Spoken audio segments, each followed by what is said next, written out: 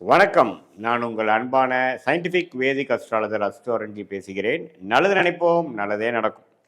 தொடர்ந்து நம்மளுடைய சேனலில் வரக்கூடிய வீடியோஸ்லாம் பார்த்துட்டு இருப்பீங்க. சயின்டிஃபிக் வேதிக் அஸ்ட்ராலஜி முறையில் எந்த விதத்திலும் மிகைப்படுத்தாமல் உள்ளது உள்ளவாறு எப்படி கர்மா, நம்ம போன ஜென்மத்தில் செய்த பாவ புண்ணிய கர்மா வந்து இந்த ஜென்மத்தில் எப்படி உருவெடுக்க போகிறது, அதுக்கு இந்த கோச்சார கிரக அமைப்புகள் எப்படி வந்து துணை புரிகிறது, அந்த ஒளி தத்துவம் எப்படி செயல்படுகிறது, நம்மளுடைய வாழ்க்கை வந்து எப்படி வந்து சாதகமான சம்பவங்களாகவும் சாதகமற்ற சம்பவங்களாகவும் நம் கண் முன்னாடி உருவெடுக்கிறது, அதுக்கு நம்மளுடைய கர்மா ஜோதிடம் மூலமாக எப்படி வந்து செயல்படுகிறதுங்கிறது நம்ம துல்லியமாக பார்த்து கொண்டிருக்கிறோம். அந்த அடிப்படையில் இந்த வீடியோவில் ஆகஸ்ட் மாதம் தனுசு ராசிக்காரர்களுக்கு எப்படி இருக்க போகிறது ஆகஸ்ட் 2025.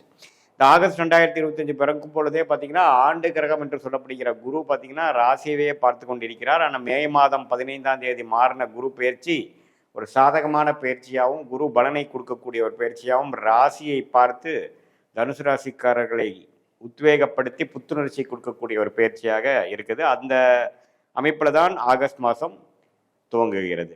அதே போல் 4ஆம் இடத்துல சனி இருந்து சனியும் 10ஆம் பார்வையாக தனுசை பார்க்கும் பொழுது குருவும் பார்க்குறார் சனியும் பார்க்குறாருங்கிற மாதிரி ஒரு அமைப்பு. அதில் மிக்சடான விஷயங்கள், வேலை பளு, சங்கடங்கள், அலைச்சல்களும் இருக்கிறது, அதே சமயத்தில் உத்வேகமும் இருக்கிறதுங்கிற மாதிரி ஒரு மிக்சடான ஒரு அமைப்பு வந்து நிறைந்ததான ஒரு அமைப்பாக ஆகஸ்ட் மாதமாக தனுசு ராசிக்கு இருக்குது. அதே சமயத்தில் 3ஆம் இடத்துல ராகு, 9ஆம் இடத்துல கேது இருக்கிறது ஓரளவுக்கு நல்ல அமைப்பு. ஏன்னா 4ஆம் இடத்துல ராகு இருந்து நிறைய தாயார் சம்மந்தப்பட்ட விஷயங்கள், இடம் சார்ந்த விஷயங்கள் எல்லாம் நிறைய மாற்றத்தையும் நிறைய ஆக்டிவிட்டி கொடுத்துட்டு இருந்த தனுசு ராசிக்காரர்களுக்கு இப்போ 3ஆம் இடத்துல ராகு வருவது பார்த்திங்கன்னா ஓரளவுக்கு ஓய்வான விஷயங்கள். நிறைய பேருக்கு ராகு திசை நடக்கிறவங்களுக்குலாம் ஒரு ஓய்வான விஷயமா இருக்கும்.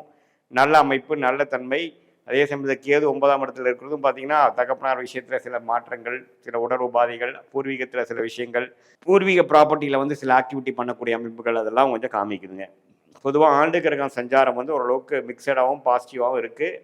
இப்போது மாத கிரகத்தின் சஞ்சாரம் எப்படி இருக்குன்னு பார்க்கும் பொழுது சுக்கிரனும் பார்த்தீங்கன்னா 7ஆம் இடத்துல வந்து மாத ஆரம்பத்திலிருந்து முதல் 3 வாரம் இருக்கிறார். சுக்கிரனும் குருவும் சேர்ந்து 7ஆம் இடத்தை இருந்து ராசியே பார்க்கறது பார்த்தீங்கன்னா ஓரளவு குதூகலமான விஷயங்கள், ஒரு வீட்டுக்கு ஒரு ஆடம்பரமான சில விஷயங்கள் பண்ணுறது, காதல் விஷயங்கள், பெண்கள் விஷயங்கள், அதே சமயத்தில் சில நட்புறவு கொண்டு வருது, கொஞ்சம் ட்ராவலிங்கு, சில புதிய தொடர்புகள், அது மாதிரி விஷயங்கள்லாம் கொஞ்சம் பாசிட்டிவாக இருக்குதுங்க.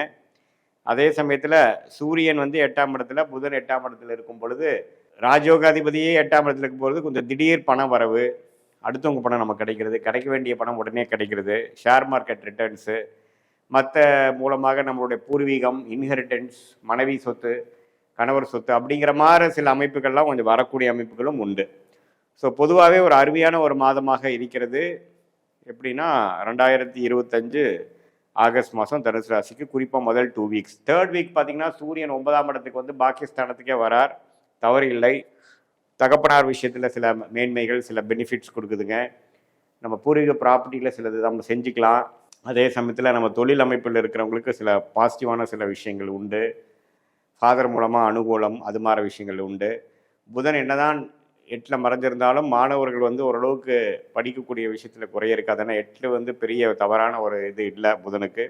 பட் இருந்தாலும் கடக வீடு வந்து அதுக்கு பிடிக்காத வீடாக இருக்கிறனால கொஞ்சம் மாணவர்கள் வந்து கான்சென்ட்ரேட் பண்ணி படிக்கிறதுக்கு கொஞ்சம் சிரமப்படுவாங்க. ஸோ ஆகஸ்ட் மாதம் முழுவதுமே புதன் கொஞ்சம் அப்படி இருக்கிறனால மாதத்தின் இறுதியில் தான் சிம்மத்துக்கு வரார். சிம்மம் தான் வந்து அது பிடித்த வீடு. ஸோ கடகத்தில் இருக்கும் பொழுது கொஞ்சம் படிப்பில் வந்து ஒரு 100% கான்சன்ட்ரேஷன் பண்ண முடியாமல் இருக்கக்கூடிய அமைப்புகள்லாம் கொஞ்சம் இருக்குது.